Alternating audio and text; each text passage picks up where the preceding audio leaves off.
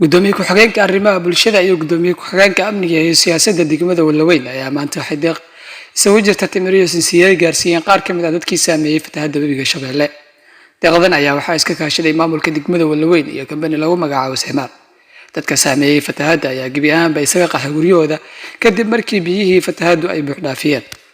marar badan ayay baaq u direen madaxda maamul goboleedka Koonfur Galbeed Soomaaliya iyo maamulka degmada Walaweyn iyadoo laga jawaabayo baaqaas ayaa maanta deeqdan la soo gaarsiiyay walow aysan ahayn mid baahidooda kaafin karta ayaa sidaas darteed gudoomiye ku-xigeenka amniga iyo siyaasadda degmada Walaweyn oo ugu horreyn goobtaasi ka hadlay ayaa sheegay in deeqdani aysan ku filnayn isla markaana baaq u diray dowlad goboleedka Koonfur Galbeed Soomaaliya wuxuuna yiri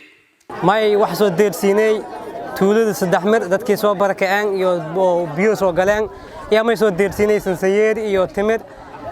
sidaan aad waytaan baahiya aan ku sii badan yaan may soo deersiinay ugu yaraan ilaa ad iyo 200 qof oo sansayeer iyo timir wax baan qeybinay marka waxaan wax awoodaan ku badan waaye dadka meeyar dadka degan dad yar ma wali uu talagalna ama awoodaan am karaankaan ay soo deersiinay inta ma ugu baaqaanay maamulka Koonfur Galbeed mar koowaad iyo mar laba iyo mar saddexaad iyo dawladda federaalka iyo intii qusayto dadkan si degdegna oo caawinaad la soo deerisay bacyaha oo kale ma baahayaan bacooyin digsiyaad wax ka kalsadaan ma baahayaan biyo dhaamin sameeyo roobkii aad wiil siiyay isfeelmin qubani maadaama roobkii in qubana ta ma baahayaan biyo dhaamis aan baahayaan biyo dhaamis liin suubiyo ma kala aan baahayaan si had afjo inuu dhawaajay in ninshaan bacooyin hata ka yariyaan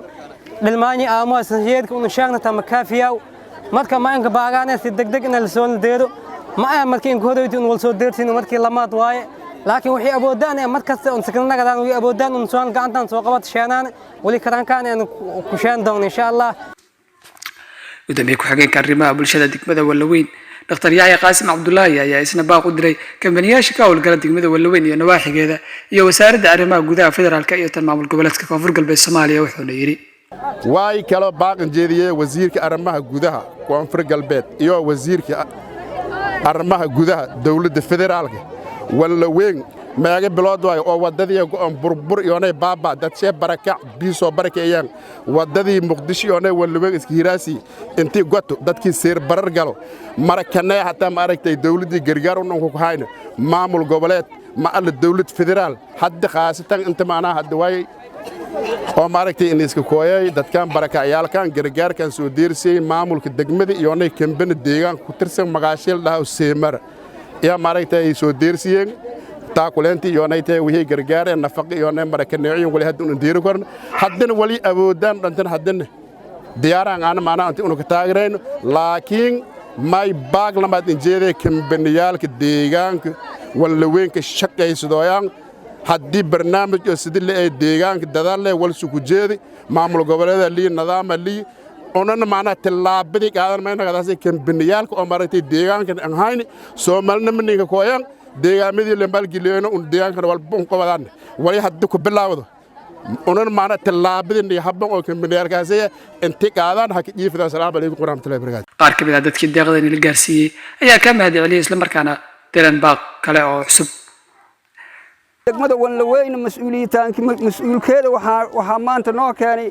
timir iyo alxamdulillah sinsiyeeri aan noola keenay waana mahad ilaahay waa ku shukrineynaa waana ku mahadinaynaa midan u baahnayn taas waaye tan kale ilaahay mahad leh baa naga sii maqan baasna waa u baahanahay hadii awood u heli kartiin waa u baahanahay tan kale raqsi waaye raqsiga ilaahay baa haye idinkana dadaalkii baad leedihiin hadii idinka dadaalin dad masaakiinta nin oo ma aragtaa oo khaynayna malaha idinka mas'uula idinka dawladda Walaweyn waxaan u codsanaynaa masaakiintayna intay noo gargaartay maanta oo timir iyo shansiyeer nalsi waa ku mahadinaynaa laakiin waxaan ugu jira dib waaweynaa ugu jira kaneecaan cunoo hayso kaneecada